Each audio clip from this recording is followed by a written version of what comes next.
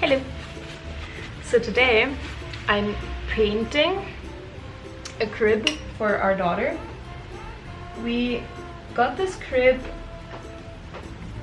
in someone's garage because they no longer wanted it and they were gonna toss it out. So I said, well, I'm not a big fan of pink, but maybe if I painted white, then it would work for us. So I decided it would be a good little DIY project for a rainy day, which is what today is. It is pouring rain. So I'm now in our garage painting this little cribby.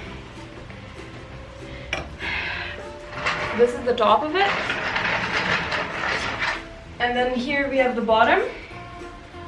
We've gone ahead and attached little wheels to it so that we can roll it around. This is not the crib that she's going to be sleeping in. This one is just for downstairs if we're ever hanging out outside in the garden or we're in the living room and we don't want to keep her in her room by herself, then she can chill in this. So that's what I'm doing today. I'm realizing that there would have been a better strategy to this, where I paint the inside first and then the outside so that I don't touch the paint. But it's too late now for that, so oh well. I'm gonna have to do multiple coats on this anyway because the pink is really shining through. But today we're just gonna do the first white one. It's crazy how much stuff, oh my god. It's crazy how much stuff you find that people don't need anymore who've had kids. Because once the little ones grow out of them, whether it's clothes or beds, cribs, whatever, then they're just lying around. Got some paint on my shoe. So for our daughter, oh my god, itchy. We decided that we were gonna try and get as much stuff as possible secondhand. Pretty much all of her clothes that we've bought so far are from thrift stores or just friends who don't need them anymore. And you can really save a lot of money and also just not contribute to the waste as much by not getting everything new.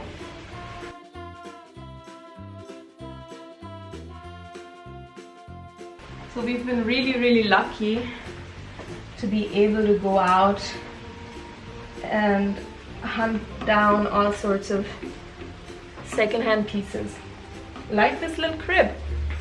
This was just rotting away in storage somewhere and it would have gotten dumped soon enough because no one wanted it. Nobody wanted this pink little thing. And then I was lucky enough to find it. Maybe I'll show you the rest of her nursery sometime with all the other secondhand pieces that we've gotten. For those of you who have kids already, how did you go about it? Did you buy everything new? Did you have hand-me-downs from family members?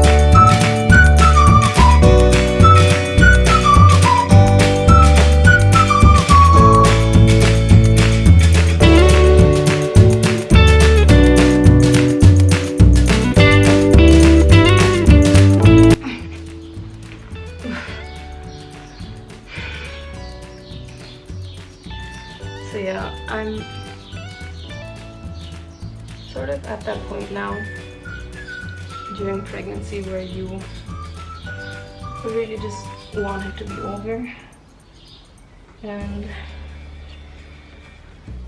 everything is tiring.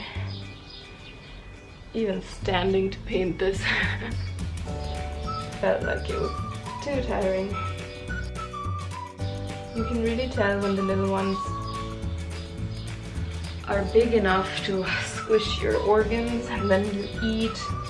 Every time you eat, you feel like you're going to explode because there's just no space left in your stomach.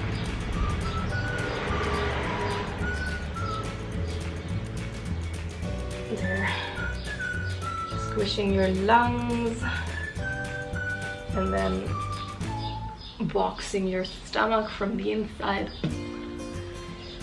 and obviously your bladder. And now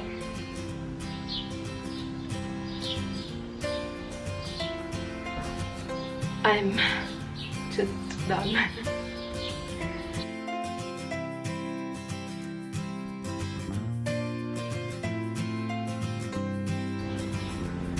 I have so much respect for women who have giant stomachs, and my stomach's not even that big, and still I feel like I can't move half of the time.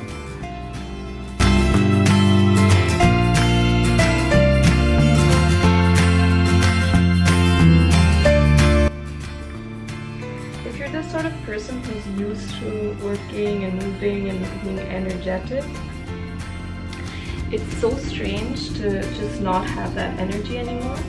Because while your baby's in your stomach, it doesn't really feel like you're doing anything. You know, those 9 months?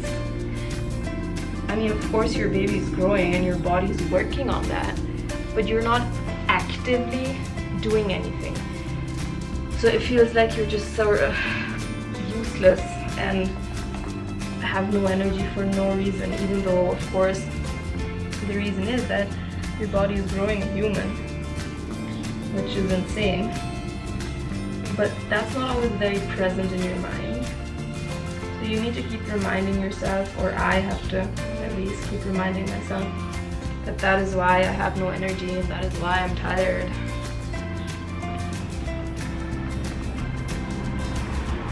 You know, you almost feel guilty for not being able to do certain things anymore.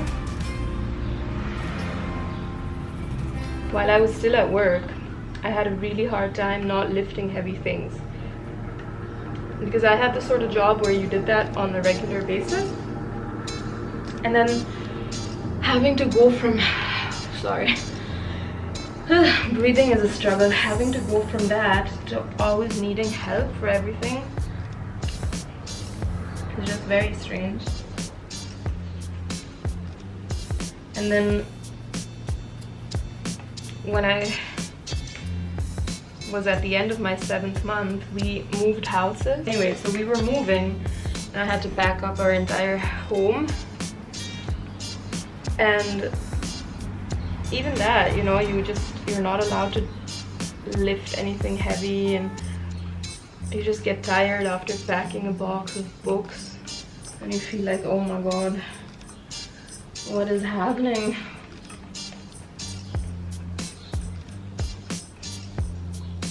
And then just not having an appetite.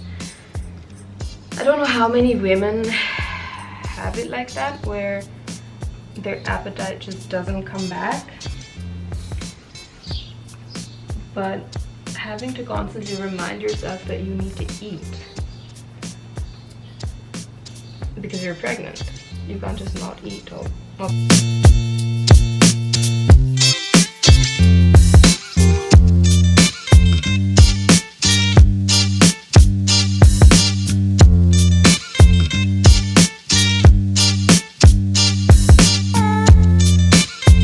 During the early stages of my pregnancy, I'd read all these, you know, information articles about pregnancy and how you feel and stuff.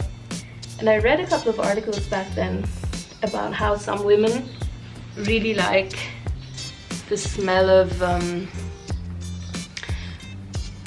chalk and want to lick the walls, and I was like, lick the walls? What? No way. But recently I've realized, yeah man, the wall seems pretty appealing. Or sometimes when I'm using certain washing detergents or cleaning detergents, they smell so fresh and clean and just so appetizing. It's such a weird thing. I mean, even right now this paint, the thought of eating the paint that's really messed up. But like, yeah, it sounds good, man. Sounds good. Obviously don't ever do that, but it's just weird how smells change.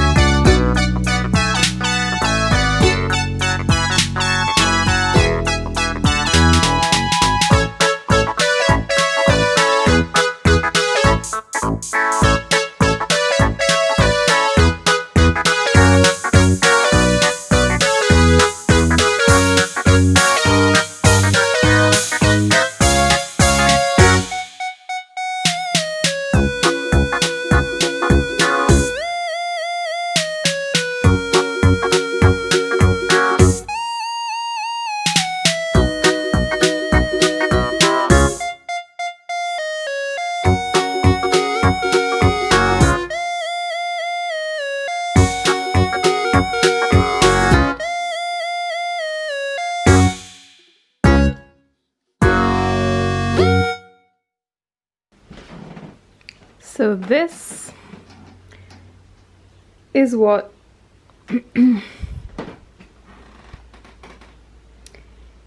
here we have the finished product of my little crib that I have been painting for the past couple of days.